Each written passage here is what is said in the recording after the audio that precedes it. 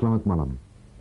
Thailand memperingatkan Vietnam agar menghentikan agresinya sementara pasukan Thailand terus melancarkan operasinya terhadap pasukan Vietnam yang menyerbu sebuah pos perbatasan Thailand hari Senin lalu.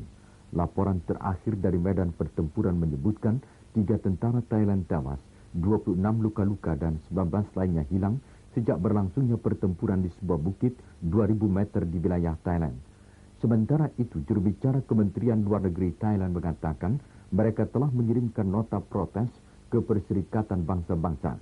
Dalam nota tersebut disebutkan Thailand akan melakukan sesuatu untuk mempertahankan kedaulatannya dan Vietnam harus bertanggung jawab atas kesemuanya itu. Juru bicara itu selanjutnya mengatakan pasukan bantuan telah dikirim dan sejumlah pesawat tempur terus beroperasi guna memonitor gerakan pasukan Vietnam.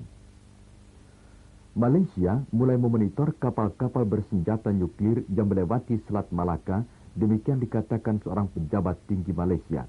Menteri Luar Negeri Malaysia Red Taudin mengatakan informasi yang terkumpul akan digunakan untuk mendukung usaha Malaysia menciptakan suatu zona bebas senjata nuklir di kawasan itu. Tengku Ahmad Red Taudin berharap negara-negara adik kuasa dapat mendukung seruan bebas nuklir yang akan direalisasikan secara bertahap.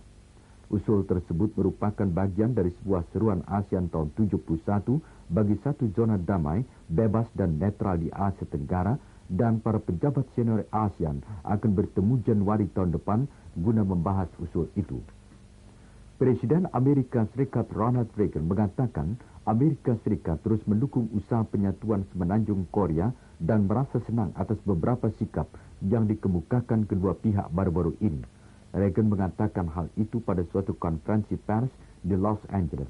Sikap kedua pihak itu termasuk pengiriman bantuan Korea Utara bagi korban banjir di Korea Selatan dan saran-saran agar kedua negara mengirimkan tim gabungan ke pesta olahraga Olimpiade tahun 88 di Seoul. Penggabungan kembali semenanjung Korea menurut Reagan merupakan masalah yang sering dibahas Amerika Serikat dengan negara lain di daerah tersebut seperti Republik Rakyat Cina dan Jepang. Para ahli geologi yang tergabung dalam tim ekspedisi ilmiah Snellius II memberikan suatu kesimpulan sementara bahwa bagian-bagian Pulau Timur mulai timbul dari laut